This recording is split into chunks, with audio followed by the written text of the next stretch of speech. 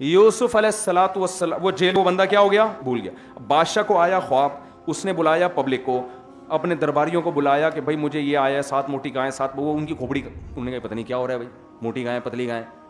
تو انہوں نے کہا کہ اضغاث و احلام, پراگندہ خیالات ہیں بادشاہ سلامت, آپ دن بھر سلطنت کی فکر میں ٹینشنوں میں سوتے ہیں تو ٹینشن ہی خواب میں آئیں گی. موٹی پتلی گائیں, وما کننا, وہ کیا ہے, وما نحن بتأویل الاحلام بعالمین, اس طرح کے خوابوں کی تعبیریں ہمیں نہیں آتی. یہ کوئی خواب ہی نہیں ہے, بیکار سی بات ہے. کوئی خواب آیا ہوتا تو ہم ضرور بتاتے. اب یہ نہیں کہہ رہے کہ بھائی ہمیں نہیں پتا, ہم نہیں بتا سکتے, لیکن یہ لفظ زبان سے نکالنا انسان کے لیے بڑا مشکل ہے کہ مجھے معلوم نہیں ہے. یہ انسان اپنی کم علمی کا اعتراف وہاں کرتا ہے جہاں اس کا دنیا کا نقصان ہو رہا ہو. ڈاکٹر کے سامنے مان لے گا کہ مجھے نہیں پتا, کیونکہ پتا ہے وہاں فنٹر بنے تو بیڑا غرق ہو جائے گا. جہاں دنیا کا معاملہ آ رہا ہو نا وہاں تو آدمی, ورنہ جہاں نہ ہو تو وہاں کوئی بھی نہیں مانتا کہ مجھے نہیں پتا, سب کچھ مجھے ہی پتا ہے بس. تو وہاں جو ہے نا وہ اس کو ایک دم یاد آیا کہ ابے مجھے بھی تو خواب کی تعبیر یوسف نے بتائی تھی اور بالکل صحیح نکلی تھی, تو انہی کے پاس جا کے پوچھنا چاہیے. فوراً پہنچا, بھاگتا ہوا آیا اور کہہ رہے یوسف ایھا الصدیق, اے میرے دوست.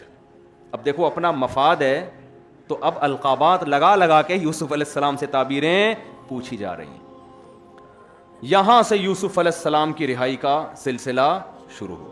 بالآخر یوسف علیہ السلام بادشاہ کے دربار میں پہنچے. بادشاہ کو بڑا اچھا لگا, یار زبردست تعبیر, اور یہ اس کو لگا کہ یہ سچی تعبیر بتا رہے ہیں, اور بات چیت ہوئی. بادشاہ بڑا آپ کی ذہانت سے متاثر ہوا. بادشاہ سلامت آ گئے فارم میں. بادشاہ سلامت کس میں آ گئے؟ فارم میں آ گئے. آپ کو پتہ ہے بادشاہ جب فارم میں آ جائے نا پھر چھوٹی موٹی عطائیں بولو نا بھائی نہیں. ایک ہوتا ہے ایک فارم میں آ گیا بیچارہ, کوئی بیچارہ مزدور آدمی فارم میں آ گیا, زیادہ زیادہ آپ سے گلے ملے گا, یار آج مفتی صاحب بڑا اچھا لگا آپ سے, بیچارہ وہ یہی کر سکتا ہے, ایک سیلفی لے لے گا. ابا فارم میں آ گئے. ابا بعض دفعہ فارم میں آتے ہیں, جیب سے 500 کروڑ نکال کے دے دیا. اس سے زیادہ ابا فارم میں آنے کے بعد کچھ کرتے ہیں کہ چل بیٹا اب میں تیری دوسری بھی کرا دوں. اتنے فارم میں ابا کو پتا میرے دادا کبھی اتنے فارم میں نہیں آئے تھے تو میں کہاں سے اتنے فارم میں آؤں. ایسا نہیں ہوتا. تو جتنا لیول بڑا ہوتا چلا جائے گا فارم میں آنے کا رزلٹ بھی اتنا ہی بڑا ہوتا. وزیر اعظم سے آپ ملے, وزیر اعظم فارم میں آ گیا, زمین لکھ کے دے دی, یہی ہوگا نا. تو بادشاہ لوگ جب فارم میں آتے ہیں نا تو بڑی چیز گفٹ کرتے ہیں, وہ چھوٹی موٹی چیز گفٹ نہیں کرتے. یوسف علیہ السلام نے دیکھا کہ بادشاہ کو میں نے تعبیر بتائی, مصر کو قحط سے بچا لیا, کیونکہ مصر میں قحط پڑتا تو بادشاہ کی حکومت بھی جاتی. بادشاہ کی حکومت بھی بچ گئی. ایک ایک اس میں عبرت کا سامان ہے دینداروں کے لیے. کوئی کام بھی جذبات میں نہیں آ کے کر رہے. ہونا تو یہ چاہیے تھا کہ بادشاہ جب فارم میں آتا تو فوراً اس سے کہتے کہ اپنی حکومت برطرف کر دو, مجھے حکومت میرے ہاتھ میں دے دو, یہ کرسی کسے دے دو مجھے, کیونکہ تم دائرہ اسلام سے خارج ہو. وہ تو کافر بادشاہ تھا نا بھائی, وہ مسلمان تھوڑی تھا. تم کافر ہو, دائرہ اسلام سے خارج, تم اسلام قبول کر لو. ان کو پتا تھا یوسف علیہ السلام کو کہ یہ کام بادشاہ عین ممکن ہے نہ کرے, یہ بھی کروانے کا ہے بھی نہیں اس سے, یہ تمیز آرام سے بعد میں دیکھیں گے. اس پہ حکومت کی کرسی بھی نہیں چھوڑے گا یہ. بادشاہ لوگ دنیا چھوڑ دیتے ہیں, حکومت نہیں چھوڑتے. کوئی بات نہیں, گورنمنٹ تمہاری رہے گی. بادشاہ جب فارم میں آئے نا, یوسف علیہ السلام سے کہا کہ بھائی آپ کے ہمارے پاس ایک زبردست اب ٹھکانہ ملے گا آپ کو. تو مطلب اس کا یہی تھا کہ اب آپ کو کیا چاہیے. تو یوسف علیہ السلام کو اب ترقی کا موقع ملا. آئی بات سمجھ میں؟ ہم ہوتے, ہم کہتے تو دائرہ اسلام سے خارج ہے, تو بت پرستی چھوڑ دے. لیکن نہیں, حکمت کے ساتھ, مصلحت کے ساتھ, یار کام وہ کرو جو ایکسیپٹیبل ہو, بات وہ کرو جو قابل قبول. وہ کہتے سارے مصر کو مسلمان بنا دے. ان کو پتا تھا بھائی یہ ایکسیپٹیبل گراؤنڈ ریئلٹی کے حساب سے یہ مانا نہیں جائے گا. وہ کہہ سکتے ہیں نا میں تو پیغمبر ہوں, میں تو توحید کے لیے آیا ہوں. وہ یہ بھی کہہ سکتے تھے کہ مجھے ایک مدرسہ بنا دو. مجھے کیا بنا دو؟ مدرسہ بنا دو جہاں میں بچوں کو پڑھاؤں گا. یہ بھی کہہ سکتے تھے مجھے ایک مسجد بنا دو. بھائی مسجد بھی ضروری ہے, مدرسہ بھی ضروری ہے. بادشاہ ہے, اس سے اس کے حساب سے آپ چیز مانگو, ایسی چیز مانگو کہ اس سے اونچی کوئی ہو نہیں اس وقت, لیکن وہ قابل قبول بھی ہو. بادشاہت مانگو کہ نہیں ملے گی. یوسف علیہ السلام کو معلوم تھا قحط پڑنے والا ہے، اور جب قحط پڑتا ہے تو سب سے زیادہ جو ویلیو جس عہدے کی ہوتی ہے وہ وزیر خزانہ کی ہوتی ہے. سمجھ میں آ رہی ہے بات کہ نہیں آ رہی ہے؟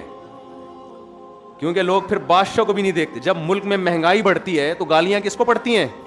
اصل تو جو معیشت کے ماہرین ہیں وہ ذمہ دار ہوتے ہیں نا. تم نے کیا فارمولا بنا کے گورنمنٹ کو دیا کہ بیڑا ہی غرق کروا دیا، ٹھیک ہے نا.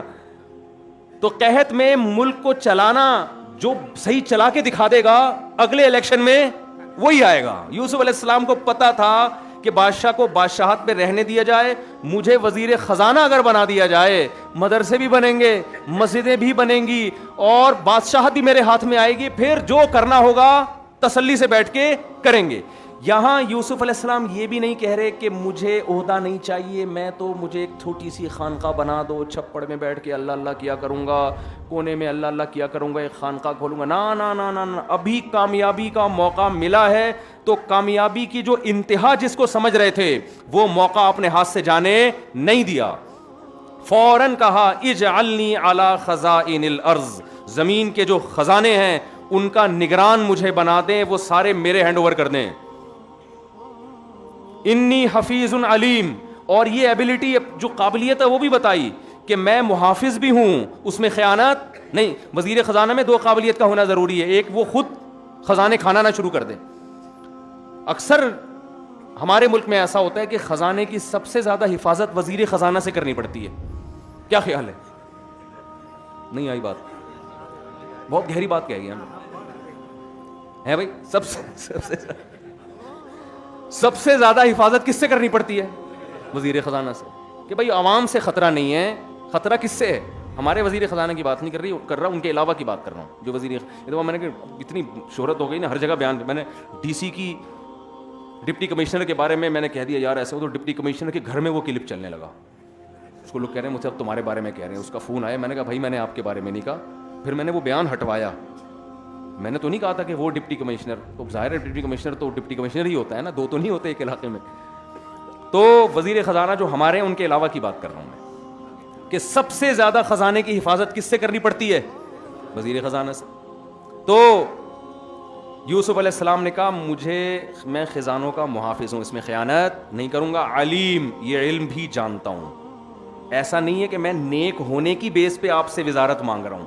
نیک ہونا الگ چیز ہے، کسی عہدے کو چلانے کی صلاحیت ہونا الگ چیز. لوگ آج کل یہ بھی دیکھ رہے ہوتے ہیں کہ بندہ نیک ہے تو یہ عہدہ اس کے حوالے کر دو.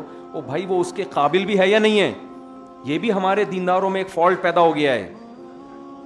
یہ بھی ایک فالٹ پیدا ہو گیا ہے.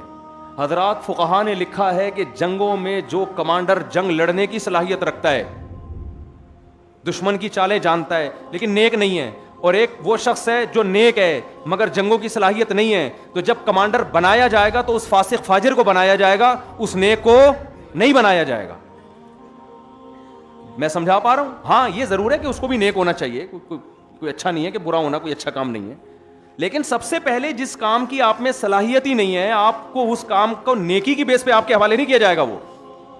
تو یوسف علیہ السلام کہہ رہے ہیں علیم، میں یہ علم جانتا ہوں، خزانوں کو اسٹور کرنا، کتنا امپورٹ کرنا ہے، کتنا ایکسپورٹ کرنا ہے، قحط کے دنوں میں کتنا محفوظ کرنا ہے اور کتنا سیل آؤٹ کرنا ہے، یہ سب چیزیں میں جانتا ہوں. 7 سال قحط کے آئیں گے، اس سے مصر کی معیشت نیچے جانے کے بجائے اوپر چلی جائے گی.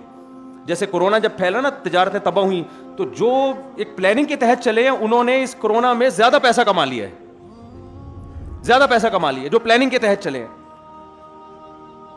تو یہ صلاحیت اللہ نے یوسف علیہ السلام کو دی تھی. تو اب یہاں یوسف علیہ السلام نے کامیابی کا موقع ہاتھ سے جانے نہیں دیا، اور بالآخر آپ وزیر خزانہ بنے، اور بادشاہ کے مرنے کے بعد بادشاہت کی کرسی پہ یوسف علیہ السلام بیٹھے. پورے خاندان کو بلا لیا، گاؤں سے شہر. یہ بھی تو ایک ترقی ہے نا؟ کیا خیال ہے بھائی؟ گاؤں سے کہاں بلا رہے ہیں؟ یہ بھی تو ایک ترقی ہے نا. اب یہ اگرچہ موضوع نہیں ہے میرا، لیکن جب ابا کی ملاقات ہوئی یوسف علیہ السلام سے تو ٹینشن والی ایک چیز بیان نہیں کر رہے ہیں، خوشیوں والی ساری چیزیں کارگزاری میں پیش کر رہے ہیں. میں اکثر لوگوں سے کہتا ہوں ہم اگر اس موقع پر ہوتے ہیں نا، اور کنویں سے نکل کے اور بازاروں میں بک کے اور تہمتیں لگ کے اور جیل میں جا کے اور پھر دوبارہ جیل میں مزید اس کے بھولنے کی وجہ سے رہ کے بالآخر جب وزیر خزانہ بنتے اور پھر ابا کی ملاقات ہوتی تو ابا سے کیا کہتے ہیں؟ ابا بس یہ تو پھوٹ پھوٹ کے رونے لگتے ابا سے ملتے ہی نا. جیسے ہی ابا آتے ایک دم گلے مل کے جذبات پہ قابو نہیں پا سکتے. ابا بس بہت برا ہوا میرے ساتھ، ابا بہت برا. یہ بھائی ہیں جن کمبختوں نے مجھے کنویں میں ڈالا تھا. سب سے پہلے ان کی چترول لگاؤ، اور پھر کنویں سے چلو نکل کے کہیں اچھی جگہ جاتا، بکاؤں غلاموں کی طرح. پھر تہمتیں لگی ہیں، پھر جیلوں میں گیا ہوں، اتنے سال جیل میں گزارے، خوابوں کی تعبیر بتا رہا ہوں، پھر بھی فائدہ نہیں ہوا. اب جا کے کچھ تھوڑا سکون کا سانس لیا. ابا یہ یقیناً مجھے لگتا ہے کہ جو ستیلی والدہ ہے نا میری، یہ مجھے لگتا ہے ان کا کیس ہے. میں نے معلومات کروائی ہیں، استخارہ نکلوایا، ابھی رزلٹ ایک اور بزرگ سے میں نکلوایا میں نے. نا نا نا نا نا. جیسے ہی بھائیوں نے سجدہ کیا نا، جب یوسف علیہ السلام کے سامنے، جب تخت پہ یوسف بیٹھے ہوئے ہیں، بھائیوں نے سجدہ کیا، فوراً ابا سے کہا ھذا تأویل رؤیایا من قبل قد جعلھا ربی حقا. اب نعمتیں بیان کرنا شروع. اے میرے ابو، جو بچپن میں مجھے خواب آیا تھا، آج میرے اللہ نے وہ خواب پورا کر دکھایا. دیکھو یہ مجھے سجدہ کر رہے ہیں. اس زمانے میں جائز تھا سجدہ. وقد احسن بی اذ اخرجنی من السجن. مجھ پر میرے رب نے اور بھی احسان کیے ہیں، مجھے جیل سے نکالا ہے. من بعد ان نزغ الشیطان بینی و بین اخوتی. شیطان نے میرے بھائیوں کے دل میں حسد ڈال کے مجھے کنویں میں پھینکوا دیا تھا، لیکن شیطان کے اس گندے عمل کے باوجود اللہ نے مجھے کامیابی دی. وہ بلی کس پہ ڈال رہے ہیں؟ شیطان پہ. کیونکہ بھائیوں کو معاف کر چکے ہیں، تو معاف کرنے کے بعد عزت دار آدمی دوبارہ تانے نہیں دیتا. تو بھائیوں پہ نہیں ڈال رہے، کہنا یہ کمبخت شیطان نے یہ سارا مسئلہ کس کا پیدا کرتا ہے؟ شیطان کا پیدا کرتا ہے. کیس ہی ختم کر دو یار. بس اب شیطان کے خلاف کون کیس کرے بھائی؟ یہ شیطان نے گڑبڑ کروا دی بھائیوں کے ساتھ. اور وجاء بکم من البدوی. اے میرے ابا، آپ پر اللہ نے احسان کیا، میرے پورے خاندان پر. گاؤں کی زندگی سے کہاں لے آیا؟ شہر. کہاں لے آیا؟ تو شہری زندگی ترقی ہوتی ہے نا، تو اس کو بھی نعمت کے طور پہ پیغمبر بیان کر رہے ہیں. پھر آگے کہتے ہیں ان ربی لطیف لما یشاء. واقعی میرا رب بڑا باریک بین ہے. باریک بین کا مطلب ناکامی کے نقشے ہوتے ہیں، لیکن اس میں اصل میں وہ کامیاب بنانے کے لیے کر رہا ہوتا ہے. ایسی لطافت، ایسی خفیہ تدبیریں کرتا ہے میرا رب جس کے لیے چاہتا ہے. تو میرے لیے اس نے چاہا تھا کہ ایسی باریک تدبیریں کر کے مجھے کامیابی تک پہنچائے. ایک ایک چیز کو کامیابی سے تعبیر کر رہے ہیں. ایک ایک جیل سے نکلنا کامیابی، بادشاہت کی کرسی پہ بیٹھنا کامیابی، گاؤں کی زندگی سے شہر کی ترقی یافتہ زندگی کی طرف جانا کامیابی. تو اس سے پتہ چلتا ہے یہ سب اللہ کی نعمتیں ہیں. اور ہمارے ہاں جو رہبانیت پیدا ہو گئی ہے، ہر چیز سے پیچھے ہٹنا کیا سمجھا جاتا ہے؟ دینداری. آپ یونیورسٹی میں جاؤ، جو طالب علم دیندار ہوگا اکثر پڑھائی میں وہ پیچھے ہوگا. میں 100% کی بات نہیں کر رہا، جو یہاں بیٹھے ہوئے ان کے علاوہ کی بات کر رہا ہوں. وہ پڑھائی میں کیا ہوگا؟ کیونکہ بہت نیک ہے.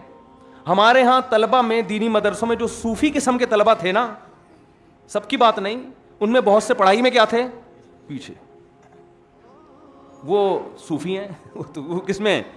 وہ پڑھتے ہی نہیں ہیں. وہ کہتے کیا کرنا پڑھ لکھ کے. تو مسئلہ یہ ہے کہ بھائی آپ کو اگر مذہب پہ چلنا ہے تو یہ دیکھو کہ میرے اختیار میں کامیابی کے لیے کیا ہے اور میرے اختیارات کہاں ختم ہوتے ہیں. جو اللہ کا کام ہے اس میں آپ نے ہاتھ نہیں ڈالنا، اور جو آپ کی ذمہ داری ہے وہ آپ نے پوری کرنی ہے. یہ ہمارے مذہب کا حصہ ہے یہ. اور یہ خوب سمجھ لو کہ جو آدمی سست ہوتا ہے، کاہل ہوتا ہے، وہ نہ دین کا ہے اور نہ دنیا کا ہے. پڑے ہوئے ہیں گھروں کے اندر، نہ سونے کا ٹائم، نہ اٹھنے کا ٹائم، نہ کھانے کا پتہ. کھانا سامنے آ گیا تو ایسے لگتا ہے دسترخوان بھی کھا جائے گا.